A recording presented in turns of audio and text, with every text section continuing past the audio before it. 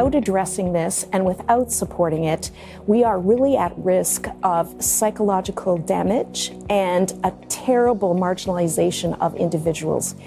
In a long-term care home, if we believe it's truly a home in which human beings are experiencing the life around them, that also includes relationships that are of deep importance and individual meaning to those residents, and in fact the staff who are operating within a framework of relational care. This is so absolutely critical for the quality of life of these individuals. It's important to support sexuality and intimacy for people with dementia because it is such an integral part of our human need.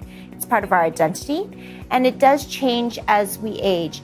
Certainly this doesn't go away as we age or the conditions, any health conditions we develop.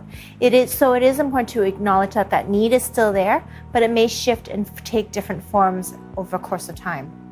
In the context of long-term residential care, where social isolation and loneliness are pressing concerns, sexual expression and intimacy are particularly important to support human connection and relationships.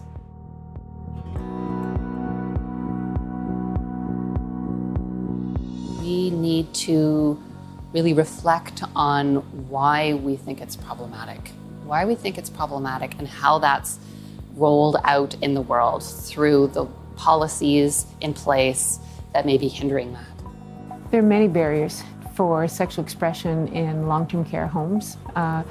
The attitudes may be the biggest challenge, attitudes of caregivers, attitudes of family members, the perception that elderly people aren't interested in intimacy, preconceptions about who can be a sexual being. But there are also physical barriers, there's lack of knowledge, and I think we have to work on some of the stigma that still exists in our society.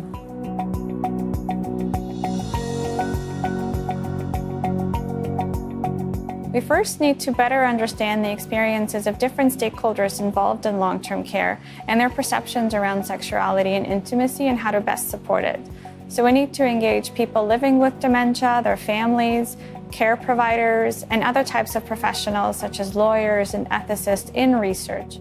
We also need to develop organizational and governmental policies that recognize sexual expression and intimacy as human rights, and that must be supported as a critical component of care.